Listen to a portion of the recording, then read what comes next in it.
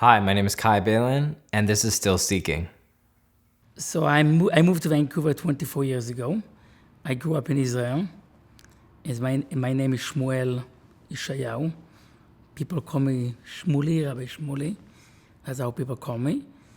I moved to Vancouver, I would say, young and restless. When I was 23 years old, I got married, and now I'm married with 7 children and 2 grandchildren. And when I moved to Vancouver, I realized that we live in Gan Eden, in the Garden of Eden. It's a beautiful city, lots of just natural beauty, but the challenge in the city is for people to connect with other people. So there's a lot to do, lots of activities, but outdoor activities, or winter you go skiing, in the summer you go hiking, but not enough opportunities for people to actually connect with other people. And as a city of immigrants, so many immigrants come to Vancouver, it becomes even a greater challenge to people because they come to Vancouver, they all need a good circle of friends. And it's very difficult for them to get that. And that's the reason why I decided to focus a lot of my energy of connecting people. And I believe through connections, there's some sort of a divine energy when people come together that can make miracles, can reach the impossible. And I've seen it. Like you have 40, 50, 60 people come together, and if you direct them to the right direction and give them purpose and meaning, they can be just fascinating what they can achieve together.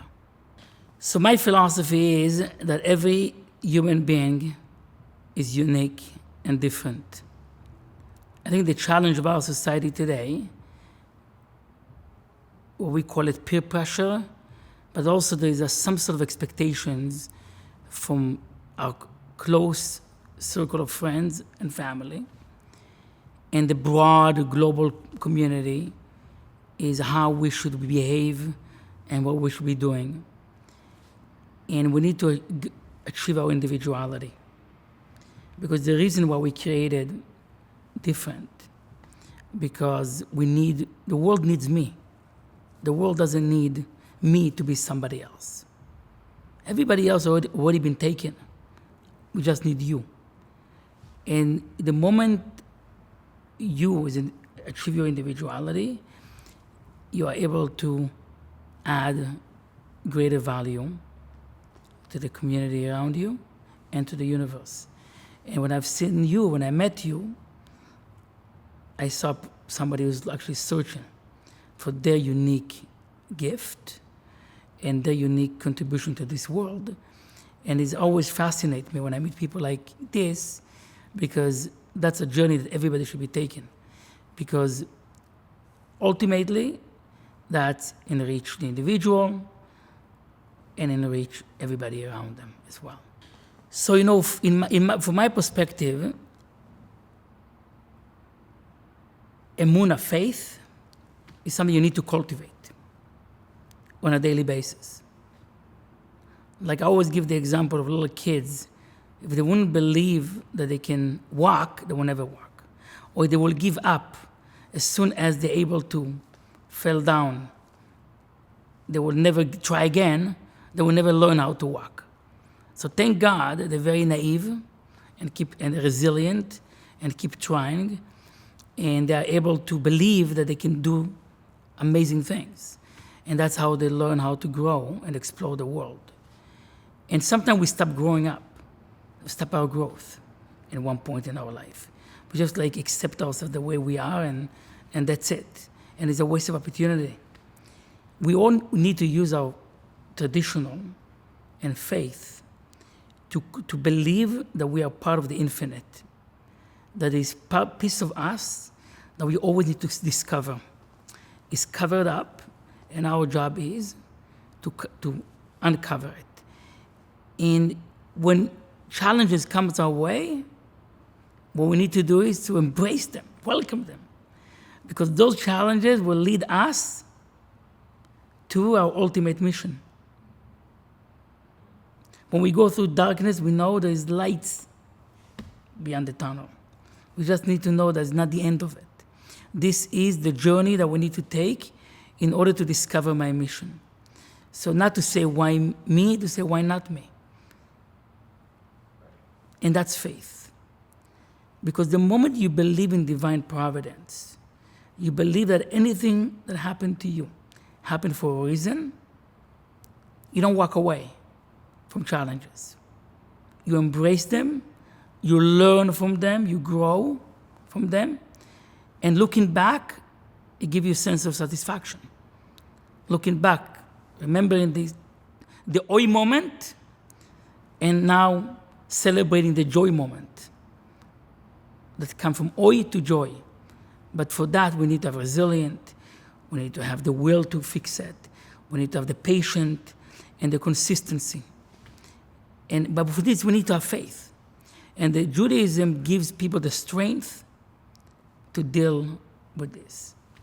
And I can share with you even an example. In Judaism, we say Shema Yisrael twice a day.